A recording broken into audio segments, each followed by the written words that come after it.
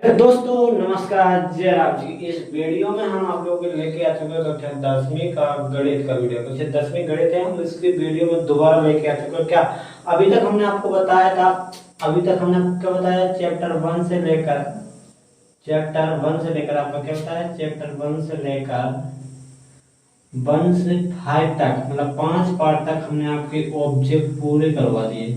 कहाँ तक? पूरे 5 तक के ऑब्जेक्ट हमने आपके वेरी वेरी मोस्ट बहुत महत्वपूर्ण ऑब्जेक्ट आपको बता दी। उसमें से बहुत सारे आएंगे, पेपर में भी आएंगे, उसी प्रकार के हैं जी। हम ऑब्जेक्ट आपके किताब के नहीं ले रहे, बुक के कुछ इसमें मिलेंगे बुक के, लेकिन बाकी हम वैसे ही बना के दे रहे थे सवाल वाले जी। पर इस जी वाले तो आपके बिल्कुल बुक ही के हैं, लेकिन सूत्र तो सब बुक ही के रहेंगे। लेकिन जो जी आते होंगे इसके मान ज्ञात के जी हम आपको बना के देते हैं, ठीक है। उसी के मतलब आप जो लगाते रहते तो हमने सब किया होगा तो आपसे नहीं देखती बन जाए, इसलिए हम आपको अलग बनाते, उसी प्रकार का क्वेश्चन बना के देते हैं, इसी में बना देते हैं, ठीक है। तो ऐसा है। तो अभी हमने उसके पिछले वीडियो में बताया था आपको क्या 1 से 5 तक के ऑब्जेक्ट करवा दिए पूरे। अब इसमें आप हम करवा रहे हैं पूरे ऑब्जेक्ट, इसमें कहाँ से 6 से 8 तक के हम आपको बता रहे हैं। पूरे 6 से 8 तक इसमें पूरे क्लियर ऑब्जेक्ट रहेंगे। इसमें सही जोड़ी भी हम आपको बताएंगे, ठीक है। सही जोड़ी करवाएंगे हम 8 पार्ट की, क्योंकि सही जोड़ी से 5 नंबर की आती है आपके, 5 नंबर की सही जोड़ी बस आती है, ठीक है ना। सही जोड़ी कितने नंबर की आती है आपकी? 5 नंबर की। तो 5 नंबर की आपकी सही जोड़ी नंबर ना कट जाए, इसलिए हम इसको उसे अलग वीडियो बनाएंगे, ठीक है। सही जोड़ी बस ऑब्जेक्ट हमने इसमें क्लियर करवा दी, पूरे ऑब्जेक्ट डाले हमें 6 से 8 तक के दिख रहे होंगे। यहाँ जी आपका 6 पार्ट से चालू हो जाता है, ठीक है। फिर यहाँ पर आपका 7 पार्ट लग जाता है, तो यहाँ से यहाँ तक क्या चलता है? 7। यहाँ से आपका 8 पार्ट लग जाता है। तो जी देखो 8 के अलग अलग ऑब्जेक्ट हैं हर प्रकार के, उसी प्रकार के ऑब्जेक्ट पूछे जाते हैं। तो देखो भैया वीडियो आपको अच्छे से देखना, और ऐसा वीडियो जो आपको 2024 की परीक्षा होने जो सप्लीमेंट्री वाली परीक्षा होगी, इसी के लिए हम आपको वीडियो बना रहे हैं, इसी के लिए आपकी मेहनत कर रहे हैं।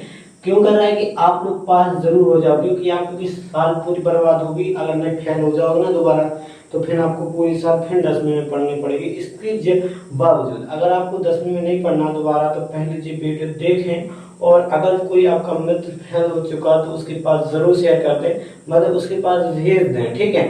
अगर आपको हमारी वॉइस में कुछ दिक्कत है, अगर आपको हमारी भाषा समझ में नहीं आ रही क्या बोल रहे हैं, ठीक है। वैसे भी आप उन लोगों को तो समझ में आती है जिनको गांव देहात से होते हैं, तो उनको जरूर समझ में आएगी, लेकिन ये कुछ और लोगों को ज़्यादा समझ में नहीं आती होगी, क्योंकि वैसे भी अपन लोग गांव के हैं, गांव वाले हैं, और बुंदेली भाषा है अपनी।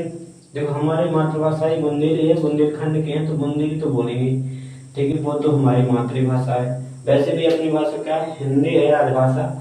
वहां से देखो इसे कोई फर्क नहीं पड़ता, आपको भाषा समझ में आनी चाहिए, अगर नहीं आती तो समझने की कोशिश जरूर करें, ठीक है। हम आपको मिक्स बोलते हैं सीधी। देखो कछु तो हमारी इसमें बुंदेली मिक्स है, कछु हिंदी, सब मिक्स बन जाती है जी। अपने हर टाइप में बोला जाता है, हर क्षेत्र में अलग अलग भाषा अपनी मातृभाषा जहाँ जैसा बोला जाता है वैसे अपने आप बोलने लगता है बहुत से, ठीक है। जैसे हमारी भाषा हम बोलते हैं वैसे हमने सुना वैसे हम बोल रहे हैं, तो आपको इसमें कोई दिक्कत नहीं होना चाहिए। हम मिक्स बोल, सब मिक्स आता है हमारा।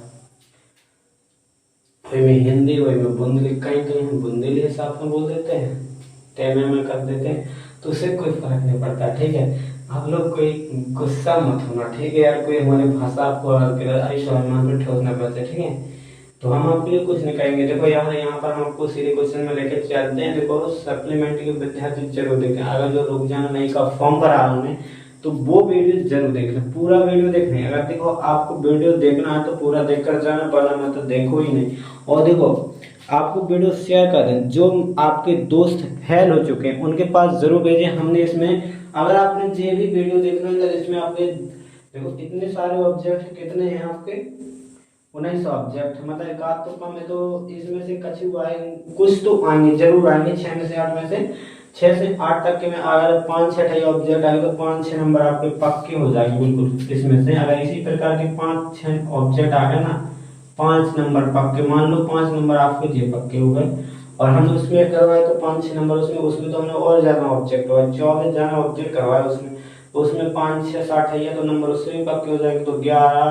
कुछ हम आपके क्वेश्चन आंसर करवा रहे जा रहे हैं, बहुत मोस्ट क्वेश्चन हम आपके करवा रहे हैं, तो क्वेश्चन भी जाकर देखना पड़ेगा, ठीक है। तो देखो इसमें हम आगे बता रहे हैं आपको, इसमें क्या लिखा ऑप्शन बहुविकल्पी प्रश्नों का है। तो यहाँ महत्वपूर्ण प्रश्न बताएंगे, बिल्कुल वेरी वेरी मोस्टली क्वेश्चन चलेंगे यहाँ पर, कोई हम फालतू के कुछ हमने लिखे नहीं है यहाँ पर, जितने आपके अच्छे लगे हमारे हिसाब से, सो हमने आपको सब कुछ इसमें दे दिया है। देखो सब दिखा है इसमें, आपको अगर बनते तो आप इसको सॉल्व करें, नहीं बनते तो वीडियो देख हम इसमें बताते चलेंगे इनको सॉल्व कैसे करना। देखो इसमें लिखा सही विकल्प पेन का लिखो। तो पहला आपका ऑब्जेक्ट है क्या, सभी व्रत होते हैं। तो ये व्रत आपको ऐसा होता है गोल गोल, कोई बड़ा होगा फिर बड़ा होगा, ठीक है, ऐसे व्रत होंगे। तो सभी व्रत होते, सर्वांग सम नहीं होते। कहा से सर्वांग सम कहते हैं दो ही, सर्वांग सम में आकार और माप, मतलब माप का मतलब होता है आकार लंबाई, ये कितना चौड़ा कितना बड़ा है। तो आकार सर्वांग सम में दोनों चाहिए। सर्वांग सम में क्या चाहिए, सर्वांग सम आकार भी चाहना, दोनों सर्वांग सम में क्या वो चाहने होता है अपन को, सर्वांग सम में आकार भी हो चाहिए और माप भी दोनों समान होने चाहिए, जब वो सर्वांग सम होगा। लेकिन समरूप में क्या होता है, यही उल्टा होता है समरूप में, बस एक चीज कम जाती है। समरूप में आकार बस देखो जा तो कुछ नहीं देखा, अगर तुम्हारा आकार है एक जैसा, देखो यहाँ पर आकार तो पूरा गोल साइज का है, मतलब सब यहाँ पर आकार एक जैसा दिख रहा है, बड़ा छोटे से कुछ मतलब नहीं है, यहाँ पर देने अपन का आकार सब एक जैसे लग रहा है। तो इस चीजें होंगी। समरूप की परिभाषा होती है कैसे होती है, देखो यहाँ पर परिभाषा भी मिल जाएगी आपको लिखनी है। देखो वे दो आंकड़े जिनके आकार समान हो, तो क्या इसमें आकार समान होना चाहिए, आकार समान हो तो फिर समरूप आकृतियां कहलाती। तो इसमें ऑप्शन में क्या आ जाएगा, समरूप आकृतियां, ठीक है। तो आप तो इसमें समझ गए होंगे सभी व्रत क्या होते हैं, समरूप होते, लेकिन सर्वांग सम नहीं हो सकते सब लेकर। अब व्रत तो कौन बड़ा होगा कौन छोटा, वो तो आपकी त्रिज्या पर निर्भर करता है। अगर त्रिज्या आपकी बड़ी है तो आपका व्रत भी बड़ा होगा, लेकिन रहेगा तो गोल आकार, तो गोल आकृति रहेगी, मतलब ऐसा ही रहेगा। चाहे जितना बना लो और भी बड़ा बना लो तो भी ऐसी गोलों को रहेगा, जेनी की भैया ऐसा बन जाए, नहीं ऐसे तो कहीं बनेगा नहीं, रहेगा तो गोल। इसलिए क्या सभी व्रत क्या होंगे, समरूप होंगे, सर्वांग सम नहीं होंगे। तो क्या इसमें ऑप्शन होगा, सभी व्रत होते समरूप। क्लियर, ये आपकी बात क्लियर होगी, इसको मिटा देते हैं। और ऐसे ही आपका अगला क्वेश्चन है, इसी में देखो सभी वर्ग, इसी के आधार पर है, देखो सभी वर्ग। अब वर्ग, अब समरूप तो पता चलेगा क्या होता है, उसमें आकार बस देखने वो समरूप है, लेकिन सर्वांग सम में दो ही चीजें चाहिए, सम आकार भी और माप भी, मतलब लंबाई सब उनको आकार और एक स्वभाव चाहिए पूरा। जैसे यहाँ पर क्या सभी वर्ग समरूप, सभी वर्ग खाली स्थान होते हैं। तो इसमें क्या होगा आपको पता ही चलेगा, सभी वर्ग क्या होंगे, समरूप ही होंगे, क्योंकि यहाँ पर देखो व्रत वर्ग भी आपकी सब भुजाएं एक सी होती हैं, सभी भुजाएं एक सी होती हैं। अब जैसे दूसरा वर्ग लोग भी उसकी भी सभी भुजाएं एक से, लेकिन क्या पता वो बड़ा हो छोटा हो, ऐसे भी हो सकते हैं, क्या पता वो छोटा भी हो, लेकिन रहेगा इतना जे नहीं रहेगा, एक ऐसी हो जाए एक ऐसी, तो ये तो अलग आ गया, रहेगा सब ऐसे आकृति रहेगी एक जैसे, लेकिन छोटा बड़ा हो सकता है। तो आकृति मायने रखती समरूप में, लेकिन सभी वर्ग सर्वांग सम कभी नहीं कहते। सर्वांग सम में आकार भी एक स्वभाव चाहिए, क्या जो भैया अपने पता है कि सभी वर्ग एक ऐसे माप के हुई है, जो नहीं है पता, माप तो अलग अलग हो सकता है, लेकिन समरूप में मायने रखता है। समरूप में आकार बस मायने रखता है, माप कुछ भी हो, ठीक है। एक चीज दोनों में से एक चीज कंप्लीट भाव चाहिए, या माप भाव चाहिए आकार समान भाव चाहिए, तो आपका समरूप ही होगा। ज्यादातर आप आकार देखा जाता है, ठीक है। तो इसमें समरूप आगे समझ में हो गया, इसमें आ गया होगा आपको समझ में।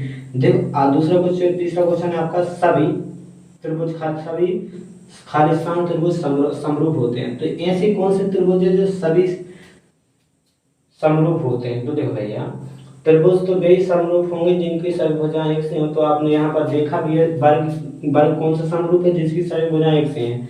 तो यहाँ पर देखो त्रिभुज, एक त्रिभुज आपका कौन सा होता है, समबाहु त्रिभुज होता है, जिनकी सभी भुजाएं समान होती है, आकार बस समान होगा, उनका आकार एक जैसा रहेगा, भुजाएं एक जैसी रहेंगी, जिन्हों की एक भुजा लंबी हो जाएगी चौड़ी हो जाएगी, तो जी नहीं रहेगी। तो त्रिभुज ऐसा ही रहेगा, लेकिन छोटा बड़ा हो सकता है, कुछ दिक्कत नहीं है। तो भैया सभी समबाहु त्रिभुज क्या हो सकते हैं, समबाहु त्रिभुज की सभी भुजाएं समान होती हैं। तो समबाहु त्रिभुज क्या हो सकता है, समरूप हो सकता है, हो जाता है, समरूप होते हैं सभी त्रिभुज, सभी समबाहु त्रिभुज समरूप होते हैं। आकार बस देखने, भुजा देखने, माप नहीं देखने पर।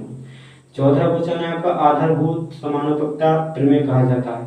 आधारभूत समानुपातिकता का प्रमेय कहा जाता है, किसको कहा जाता है, इसका दूसरा नाम क्या, आधारभूत समानुपातिकता का प्रमेय का दूसरा नाम क्या है? तो इसमें लिखा थेल्स प्रमेय को कहा जाता है, या गॉस प्रमेय को कहा जाता है, या पाइथागोरस प्रमेय को कहा जाए, कोई नहीं। तो इसमें से क्या होगा? ये गॉस तो आपकी इसमें बुक में है भी नहीं, तो आपके यहाँ पे गॉस गया। पाइथागोरस है, तो पाइथागोरस तो कहाँ लगती है? समकोण त्रिभुज में लगती है, तो ये भी आपका कैंसिल हो गया, क्योंकि यहाँ पर समकोण त्रिभुज की बात थोड़ी चल रही है। आधारभूत समानुपातिकता क्या बचा? ये बचा थेल्स प्रमेय। ये पाइथागोरस में नहीं करी है, ये तो क्रॉस मार दो, ये थेल्स प्रमेय है। थेल्स प्रमेय का ही दूसरा नाम होता है आधारभूत समानुपातिकता, ठीक है। जब प्रमेय ई प्रमेय को नाम आधारभूत दी, जब किसने प्रमेय दी थी? थेल्स ने दी थी। थेल्स ने दी थी, इसलिए इसे थेल्स प्रमेय भी कहा जाता। अगर पूछा जाए कि आधारभूत प्रमेय किसने दिया, आधारभूत समानुपातिकता का प्रमेय किसने दिया था, तो बता देना किसने दिया था? थेल्स ने। और तो इसी का दूसरा नाम थेल्स प्रमेय। अगर थेल्स प्रमेय को उसने दिया था, पूछा था, तो थेल्स ने दी थी। पांचवा क्वेश्चन में आते हैं अपन। तो देखो सभी सर्वांग समाक्रियां, खाली स्थान छोटे से यहाँ पर बना दी हमने, सभी मिक्स कर दिए। सभी सर्वांग समाक्रियां होती हैं, देखो सभी सर्वांग समाक्रियां। तो देखो अब आपने यहाँ पर हमें बताया कि सर्वांग सम कैसे मिलकर बनाते हैं? दोनों चीजें, तो दोनों चीजें से बना सर्वांग सम कैसे? आकार प्लस माप, दोनों से आकार समान हो चाहे आकार माप दोनों हो चाहे समान, जब हो सर्वांग सम। तो सभी सर्वांग सम आकृतियां, जितनी सर्वांग सम आकृतियां हुई है, तो वे सर्वांग समरूप तो कहलाएंगी जरूर। समरूप तो विकास है, ई में तमाम आकार तो तुम्हें एक जैसे मिल रही, तो समरूप तो जो हुई है, लेकिन सभी समरूप कहते हैं कि सभी समरूप है। देखो यहाँ पर तो कहते हो सभी सर्वांग सम, एक क्वेश्चन करवा देगा तुम्हारा, सभी सर्वांग सम आकृतियां क्या हुई है? समरूप तो हुई है। यहाँ पर दिख रहा है कि इसमें आकार है, तो ये समरूप तो हुई है। तो सभी सर्वांग सम आकृतियां क्या हुई है आपकी? समरूप हो जाएंगी। लेकिन सभी समरूप आकृतियां सर्वांग सम नहीं हो सकती। देखो सर्वांग समरूप कैसे बने? आकार वश से। समरूप कैसे बने? आकार से।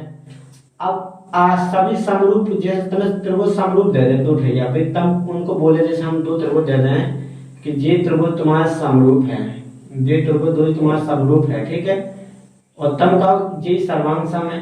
इनमें तो आकार बस एक जैसे दिख रहा है, लेकिन सर्वांग सम में क्या चाहिए? प्लस में संगे माप भी समान होनी चाहिए। तो इसमें माप होती नहीं है, माप कोई मायने नहीं रखती। तो ये क्या सभी समरूप सर्वांग सम नहीं होते हैं। तो आ जाएगा ऑप्शन में सभी आ जाएगा सभी समरूप आकृतियां सर्वांग सम नहीं होते हैं। नहीं, इसमें पहले से लगा। तो इसमें वे दो आकृतियां जिनके आकार समान होते हैं, जी हमने पहले बताया, जो वे दो आकृतियां जिनके आकार बहुत चाहिए समान, तो कौन सी होती है? समरूप आकृति कहलाती है, ठीक है। उनका 6 पार्ट खत्म हो गए। इसमें से आपको 2-3 ऑप्शन आएंगे, क्लियर नहीं रहना। तो देखो 8वां अगर बिंदु xy की मूल बिंदु से दूरी, तो यहाँ पर मूल बिंदु से दूरी बताना, तो आपको इसका फॉर्मूला होता है, आपको याद ना हो तो इसको निकाल के कैसे जे बताए। मूल बिंदु से दूरी निकाले, तो मूल बिंदु एक बिंदु तुम्हारा xy दिया है, ठीक है, एक बिंदु आपका, दूसरा बिंदु मूल बिंदु से, मूल बिंदु की डिस्टेंस 0 0, और दूरी का सूत्र होता है आपका, दूरी का सूत्र लगा दो। यहाँ पर दूरी का सूत्र नहीं बनता तो नीचे लिखा है जे, देखो इसमें लिखा निम्न में दो बिंदु के बीच की दूरी का सूत्र, तो आपने पहचान लिया होगा जे है दूरी का। इसमें तो सारे प्लस है, तो जे होगा ही नहीं, क्योंकि घटाना होता है, इसमें जे आपका मूल बिंदु का बाद दो बिंदु के बीच की दूरी का सूत्र, दो बिंदु के बीच की दूरी का सूत्र लगा, दो बिंदु के बीच की दूरी निकालने, तो दूरी लगाते बीच। देखो जो तुम्हारा x है, तो घटा देंगे x में से x को, उनको 0 स्क्वायर लगा दो, प्लस लगा दो y1 में से y में से जा घटा दो, एक दूसरे घटा दो, स्क्वायर लगाओ, कितने करेगा? x की घात 2, x की घात कितने करेगा? x का पावर स्क्वायर, x में 0 है, कछ नहीं बचने, y में से 0 घटा कछ नहीं घटने। सो देखो जो स्क्वायर है x square plus y square, इस क्या है? तो जी ऑप्शन में कहाँ पर है? देखो यहाँ पर है, नहीं यहाँ पर सी नंबर आपका सही होगा, ठीक है। जे आपके ऑप्शन जितने हो गए 9 के बाद 10वें ऑप्शन में बिंदु 3 4 और 5 4 के बीच की दूरी है। तो देखो दूसरे इतना बड़ा लगाने की कोई जरूरत नहीं इसको, अब आपको डायरेक्ट बताए। इसमें अगर आपको दो बिंदु दे, उसमें एक बिंदु तुम्हारा समान है, यहाँ पर दे रहा है x अक्ष जे है और x2 जे है, दूसरा x अक्ष, इसमें x अक्ष जे है, जे भी x अक्ष है, जे अलग अलग है दो ही x अक्ष की, वाई अक्ष दो ही समान है। तो देखो आपको क्या करना है, ये तो आपको हट गया, जी हट गया तो 5 में से 3 घटा देंगे। क्या करें, 5 में से 3 घटा देंगे, कितना बचेगा, 2 बचेगा। 2 का स्क्वायर कितना करेगा, 4 आ जाएगा। √4 का वर्गमूल निकालेंगे कितना, 2। ऐसा कर देना आपको कुछ भी, ठीक है। यहाँ पर इसका स्क्वायर कर देना, इसका स्क्वायर कर देना, एक बिंदु बस एक तो हटा ही देना, अपना एक हटा दिया, स्क्वायर कर देना, फिर आपको इसका निकाल देना है। तो कैसा आ जाएगा, ऐसा कितना आ जाएगा, 2। तो यहाँ पर कितना मिल जाएगा, ऑप्शन में ए नंबर सही हो जाएगा करेक्ट। क्योंकि एक बिंदु तो जब बिंदु घट जाएगा तो 0 हो जाएगा, 0 का स्क्वायर करोगे 0 आएगा, तो डायरेक्ट लगा देना। तो आप मन में भी सोच सकते हो, 5 से 3 में 2 घटाए, 2 का कितना होता है स्क्वायर, 4 का वर्गमूल कितना होता है, 2। प्लस में ये माइनस वाले तो कोई आएगा ही नहीं, क्योंकि रूट में से माइनस बाहर थोड़ी आता, माइनस तो रूट में आ गया ना, तो भी तो काल्पनिक हो जाएगा, वो उसका अस्तित्व नहीं होगा, वो अलग ही सवाल पहुंच जाएगा, ठीक है। वे आपकी काल्पनिक संख्या कहलाती है, तो फिर सवाल लगेगा ही नहीं वहां से, ठीक है। तो यहाँ पर 11वां ऑप्शन है बिंदु, ऐसी क्वेश्चन है जे, तो इसको भी ऐसे देखना, बिंदु पहले देखना एक आध उस बिंदु में तो कोई बिंदु समान है तो उनको हटा देना। बिंदु 6 माइनस के 2, 3 माइनस 2 के बीच की दूरी, तो इसमें दिख रहा है ये बिंदु भी समान है, ये बिंदु भी समान, बिंदु हटा दो। अब पता आपका 6 में से 3 घटा दो, 6 में से 3 घटाओ, 6 और 3 का अंतर करो 3, 3 को स्क्वायर करोगे तो 9, 9 को वर्गमूल कर दो तो 9 को वर्गमूल 3। ऐसे क्वेश्चन पर कोई सॉल्व कर देना, कितना होगा 3, ऑप्शन 3 सही है आपका, ठीक है। ऑप्शन 3 आपका सही है, बिल्कुल। चले चलो आगे बढ़ते हैं। अगले क्वेश्चन आपके मूल बिंदु के निर्देशांक कितने हैं, तो मूल बिंदु से के निर्देशांक आपको याद करना, मूल बिंदु के निर्देशांक कितने होते हैं, 0 0 0 0, कहीं नहीं जाना, अगर 0 0 है तो वही करेक्ट आंसर है, ठीक है। मूल बिंदु मतलब जहां से स्टार्टिंग होती है, तो यहाँ से स्टार्टिंग होती है, एक्स अक्ष भी 0 रहता है, वाई अक्ष भी 0 रहता है, इसलिए यहाँ पर मूल बिंदु के निर्देशांक कितने होते हैं, 0 0। जहां से मूल स्थान से अपन चल रहा है उस स्थान पर का, जहां से स्टार्टिंग होता है 0, वाई अक्ष भी 0, दो ही 0 रहते हैं, उसे मूल बिंदु बोलते हैं, ठीक है। जहां पर काटे तो यहाँ पर मूल बिंदु के निर्देशांक के लिए एक्स अक्ष, 13वां क्वेश्चन आपका, सॉरी 13वां क्वेश्चन है, एक्स अक्ष पर स्थित बिंदु के निर्देशांक। अब हम आपको दो अक्ष बना रहे हैं, ठीक है। एक्स अक्ष पे बिंदु है, जैसे जो एक्स अक्ष है, जो वाई अक्ष है। अब यहाँ पर बिंदु कहीं भी हो, एक्स अक्ष पे बिंदु है तो बिंदु के निर्देशांक, एक्स अक्ष पे वाई अक्ष में नहीं है, तो एक्स अक्ष है, वाई अक्ष में नहीं है, तो वाई अक्ष का कहा 0, तो एक्स 0 का कहाँ ऑप्शन है, एक्स 0, ये वाला ऑप्शन करेक्ट हो गया बी नंबर का। अब ऐसे उल्टा एक क्वेश्चन है, y अक्ष पर स्थित बिंदु के निर्देशांक, तो y अक्ष पे बिंदु स्थित, तो आपकी जो y अक्ष पे बैठ जाना है वो x अक्ष पे है नहीं है, तो y अक्ष पे है बिंदु, तो y अक्ष पे लिखते हैं अपन, क्या लिखते हैं पहले तो x अक्ष लिखते हैं हमेशा, x अक्ष पहले फिर बाद में y, तो 0 फिर y लिखते हैं। तो ऐसा ऑप्शन में कहीं दिख रहा हो तो कहां पर है ऑप्शन में 0y पहले ही ऑप्शन है, करेक्ट है, ठीक है। अगला आपके आगे 15 क्वेश्चन देखो, 15वां में देखो आपका sin 2a बराबर 2 sin a बराबर शब्द होगा कि नहीं, वो कब होगा शब्द। देखो आपको ये क्वेश्चन बहुत इंपॉर्टेंट क्वेश्चन है, जो पूछा जाता है आपको याद करना पड़ेगा, मतलब याद नहीं आपको बनाना पड़ेगा, कैसे लगाते हैं वो हम आपको बता रहे हैं। इसके पहले हम इसको जो छोटे से मिटा दें थोड़ी, जिसमें आपको हम अच्छे से बता सकें, नहीं कि वहाँ तो गुछ हो जाता है तो आपको समझ में नहीं आएगा ना, इसलिए हम थोड़ी मिटा दें। इसमें क्या दिया है ना, sin 2a बराबर कितना था, 2 sin a, ठीक है।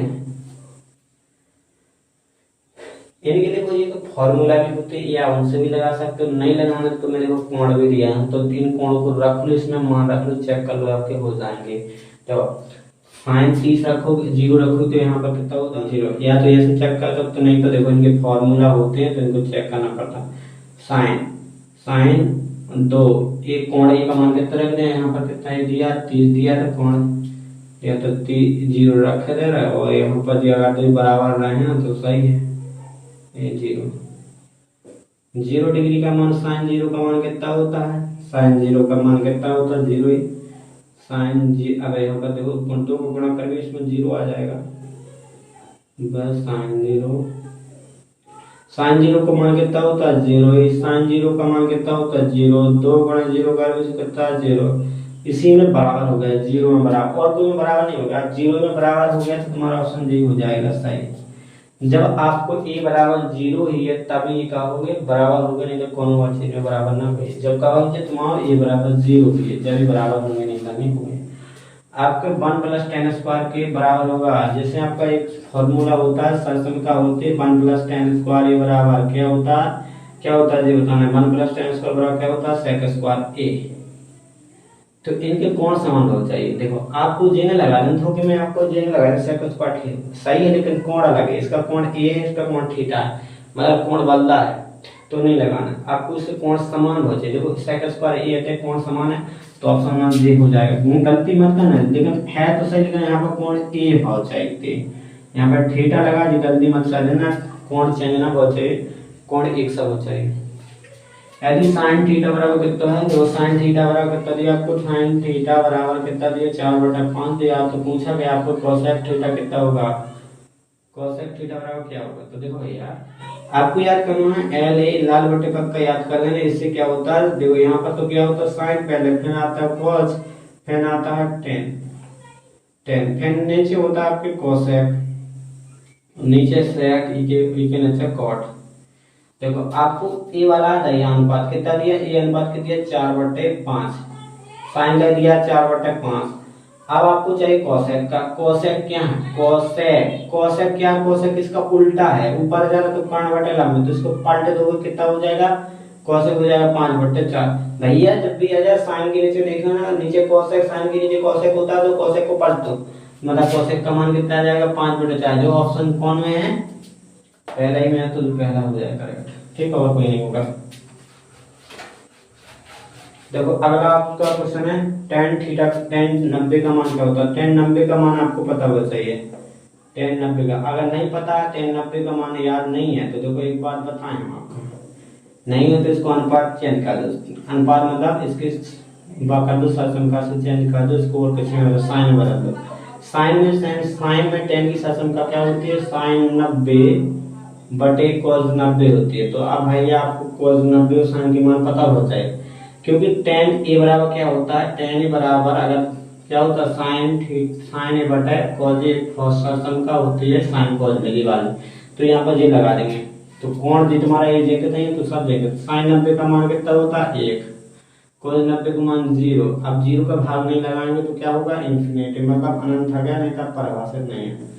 इसी को बोला जाता है परिभाषित। tan 90 का मान कितना निकल रहा है परिभाषित, तो जो कहाँ पर लिख रहा है इसमें जी नंबर, बी नंबर। यहाँ पर लिखा हो गया अपरिभाषित, लिखा हो गया ऐसा चिन्ह बना होगा, इसी को बोलते हैं अपरिभाषित, या अनंत बोलते हैं, या इन्फिनिटी बोलते हैं, कुछ भी बोल दो। 19वां क्वेश्चन है sec 60 का मान क्या होता है। sec 60, अब ऐसे ही sec 60 निकाल सकते हैं अपन, कोई भी मान हो याद ना रहा तो sec 60 नहीं बना तो sec की सरसमका याद होनी चाहिए। sec क्या होती है 1/cos है, तो cos sin के मान हो चाहिए यार, बस सब निकाल दोगे। sec 60 का क्या निकाला आएगा, इसकी सरसमका लगा दोगे cos 60 बटे में। cos 60 का मान कितना होता है, याद कर लो, cos 60 का मान कितना होता है 1/2 होता ना cos 60 का। तो जब ऊपर जाएगा तो क्या हो जाएगा, पलट जाएगा, तो 1/1 और इसको जाएगा ऊपर, तो गुणा इसके बटे में तुम 1 मान लोगे, जैसे इसके बटे में 1 मान लोगे ना, तो फिर जब बटे का पलट जाएगा तो ऊपर जाएगा तब हो जाएगा 2 बन जाएगा। या तो समझो सीधे आपको ऊपर जाएगा तो ये क्या हो जाएगा, पलट के ऊपर कितना आ जाएगा 2, इसका गुणा ऊपर में होगा, इसका गुणा 1 में रहेगा तो 1 ही रहेगा, बटे में 1 रहेगा, तो इसका मतलब क्या 1 2 ही आएगा। तो ऑप्शन कौन सा, 19 का दूसरा पहला ही। ठीक है दोस्तों, अगर वीडियो आपको पसंद आया तो इसमें हमने आपको सब कुछ बता दिया। अगर आपको कुछ अच्छा लगा तो कमेंट जरूर करके बताएं आपको वीडियो कैसा लगा। वीडियो में हमने थोड़ी आपको अच्छे से अच्छे बताने की कोशिश जरूर करी है, लेकिन आपको बताना है आपको वीडियो कैसा लगा। आप लोगों का काम है बताने का, तो बताओ जल्दी से। और नेक्स्ट वीडियो में बताएंगे हम आपको कक्षा 10वीं के ये 8 पार्ट की ना, 8 पार्ट के आपको सही जोड़ी बताएंगे, जो आपको 5 नंबर की आती हैं, तो वो बताएंगे कैसे आती है, कैसे बनती है, तो वो हमको कैसे हल करना है वो हम आपको बताएंगे। ठीक है, तो दोस्तों धन्यवाद, मिलते हैं नेक्स्ट वीडियो में। जय राम जी की, धन्यवाद।